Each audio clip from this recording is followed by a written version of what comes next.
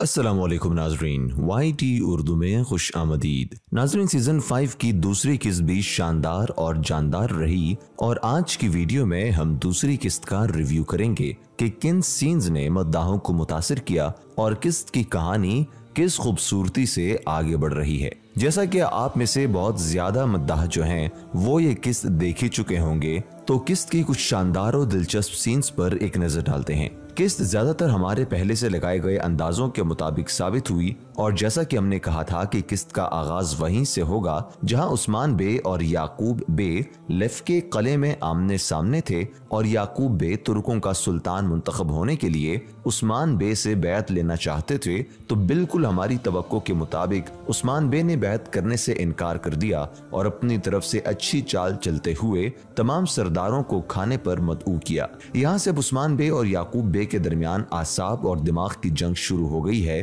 क्योंकि सामने बाज़ंतीनी, मंगोल या कोई और दुश्मन नहीं बल्कि अपनी खून के लोग और अपने तुर्क भाई हैं। लिहाजा अब आगे आने वाले वाकयात इंतहाई शानदार और दिलचस्प होने वाले हैं, क्योंकि दोनों साइड से एक दूसरे पर तलवार तानने से ज्यादा लफ्जी गोलाबारी और शातिराना चालें चली जाएंगी। बात करें दूसरे किस्त की कहानी की, तो जीर कोताई को आखिरकार जेल की सऊबतों और मुसीबतों से छुटकारा मिल चुका है, लेकिन यहाँ कहानी में एक और ट्विस्ट आ गया है कि जीर कोताई तो दरअसल अपने सरदार और अपने भाइयों के इंतजार में था कि कब वो आकर उसे कैद से आजाद करेंगे, लेकिन यहाँ याकूब सरदार की चाल चल गई और वो जीर कोताई को आजाद करने में कामयाब हो गया, जिससे अब उस्मान बे की साख को नुकसान पहुंचा के जो सरदार अपने सिपाही को आजाद ना करा सका और उसकी हिफाजत ना कर सका, तो ऐसा सरदार अपनी पूरी रियासत और रियाया का ख्याल कैसे रखेगा और हिफाजत कैसे कर सकेगा। इस बात का शिकवा जीर कोताई भी करता नजर आया। इसके साथ साथ जीर कोताई की वापसी बहुत इमोशनल करने वाली थी,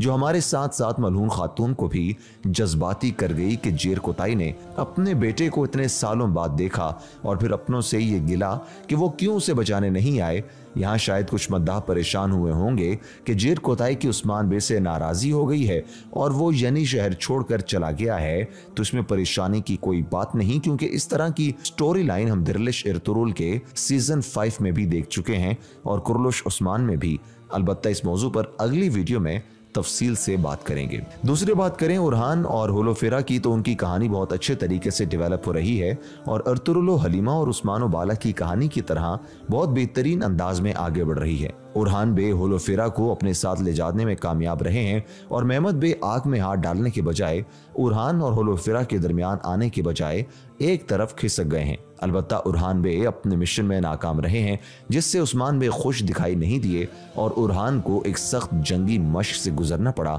इसके अलावा उरहान बगैर झंडों वाले जंगजुओं को उस्मान बे की बैत करवाने की मिशन से अभी पीछे नहीं हटा और उन्हें अपने साथ शामिल करने के लिए प्लानिंग कर रहे हैं, जिसका मद्दाह बेसब्री से इंतजार कर रहे हैं, क्योंकि तारीखी तौर पर उरहान बे अपनी बहादुरी और जहानत में अपने दादा अर्तुरुल गाजी पर गए थे और दिरलिश अर्तुरुल में हम अर्तुरुल बे के शानदार मनसूबाबंदियां देख चुके हैं। लिहाजा हमें उम्मीद है कि उरहान बे भी एक शानदार मंसूबे के साथ मैदान में उतरेंगे और संजक सेजलार को अपने साथ शामिल करने में कामयाब होंगे। बात करें उस्मान बे के बाद सबसे ज्यादा पसंद किए जाने वाले किरदार बाला खातून के बारे में, तो जैसा कि हम मद्दाहों को पहले ही बता चुके हैं कि बाला खातून ज्यादा देर तक बीमार नहीं रहेंगी और जल्द सेहतयाब हो जाएंगी। तो इस बारे में मद्दाहों के लिए खुशखबरी ये दी गई कि यूनुस एमरे के जरिए बाला खातून की बीमारी के लिए दवा तैयार करते दिखाया गया और इससे बाला खातून को शिफा हासिल होते दिखाया गया है। इसके साथ साथ यूनुस एमरे का हजरत अयूब अलैहिस्सलाम के सब्र का वाकया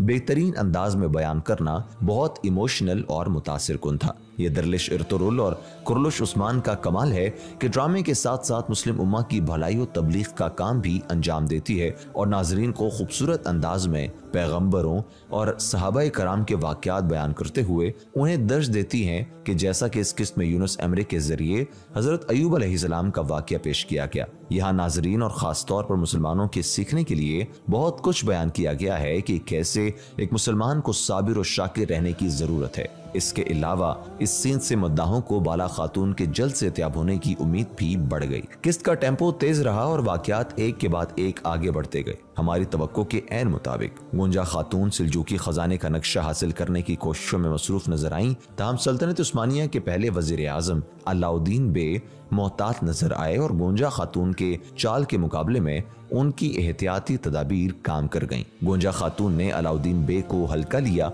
और उन्हें मुंह की खानी पड़ी और आखिर में गोंजा खातून हाथ मलती रह गई और हमारी पेशन गोई है कि खजाना का नक्शा जो है वो हासिल करने में नाकाम रहेंगे। और इसके अलावा गोंजा खातून ने अलाउद्दीन बे को घुड़सवारी के मुकाबले के लिए भी चैलेंज किया। अलबत्ता शायद किस्त को ज्यादा लंबा ना करने के सबब सीन को दरमियान से स्किप कर दिया गया। नाजरीन, इसके अलावा बाला खातून और अलाउद्दीन की मुलाकात भी निहायत जज्बाती कर देने वाली थी और क्योंकि बेटा माँ से ज्यादा देर दूर नहीं रह सका और अपनी माँ से मिलने चला आया। अगरचे मद्दाह पहली किस्त में उनकी मुलाकात के मुंतजिर थे, अलबत्ता ये सस्पेंस दूसरी किस्त तक बरकरार रखा गया और माँ बेटे की एक जज्बाती मुलाकात दूसरी किस्त में नजर आई। यहाँ ये बात भी काबिल जिक्र है कि अगरचे अलाउद्दीन बे का किरदार अदा करने वाले अदाकार एक प्रोफेशनल और मंझे हुए अदाकार हैं और उनकी अदाकारी ज्यादातर मद्दाह महमद बुज़दाक के ड्रामों दास्तान और अल-संजक में देख चुके हैं, जिसमें सेकंड या थर्ड रोल में दिखाई दिए, लेकिन कुरलुश उस्मान में उनकी अदाकारी निहायत शानदार रही है और मद्दाहों को बहुत पसंद आई है क्योंकि कुरलुश उस्मान में पहले उस्मान बे और याकूब बे का मुकाबला और फिर उरहान और महमद बे का मुकाबला है, जिससे अलाउद्दीन तीसरे अहम किरदार के तौर पर शामिल हैं। अलबत्ता अपनी अदाकारी और रोल की वजह से वो बाजी ले गए हैं और मद्दाह उन्हें बहुत हद तक पसंद करते हुए भी दिखाई दे रहे हैं। नाज़रीन, जैसा कि वीडियो के आगाज में जिक्र कर चुके हैं कि उस्मान बे ने तमाम सरदारों को खाने के लिए मदऊ किया, तो उन सरदारों के साथ साथ उनकी बीवियां भी शामिल थीं और हमने सरदारों का जिरगा मुनक्किद होते हुए देखा। यहाँ ये बात भी काबिल जिक्र है कि याकूब बे की बीवी सादत खातून पिछले सीजन के बेंगे खातून साबित हुए, जो अपने शौहर से ज्यादा उस्मान बे के खिलाफ है और उस्मान बे को ज्यादा अहमियत देने की कायल नहीं। अलबत्ता यहाँ फर्क ये है कि सादत खातून ज्यादा ताकतवर और बड़े कबीले से है और इसकी उस्मान बे से दुश्मनी बेंगे खातून के मुकाबले में ज्यादा नुकसानदेह होगी। बात करें कोनूर बे की, तो उनका मिशन पर भेजा जाना और उन्हें स्क्रीन टाइम देना मद्दाहों को पसंद आया और यही हम पिछले सीजन से मुतालबा करते आए हैं कि कोनूर को स्क्रीन टाइम दिया जाए, क्योंकि एक तो वो उस्मान बे के तारीखी अलप हैं और दूसरा ये कि किरदार अदा करने वाले अदाकार भी बेहतरीन और मल्टी डायमेंशनल है। इसके अलावा दरलिश इर्तुगरुल सीजन 5 के ज़ंगोच की तरह बाज़ंतीनी कमांडर फासिलोस भी फर्जी नामी के साथ उस्मान बे के आसपास मौजूद हैं और बहुत जल्द एक्शन में नजर आने जा रहे हैं और इसकी साजिशें बहुत खतरनाक और नुकसानदेह साबित होने वाली हैं। नाज़रीन, बात करें कि इसके आखिरी सीन की, तो एक बार फिर शानदार और सस्पेंस से भरे अंदाज में किसके इख्तिताम किया गया है कि एक तरफ महमद बे अपने सिपाहियों के साथ यानी शहर का मुहासरा कर चुका है और इस बात का इल्म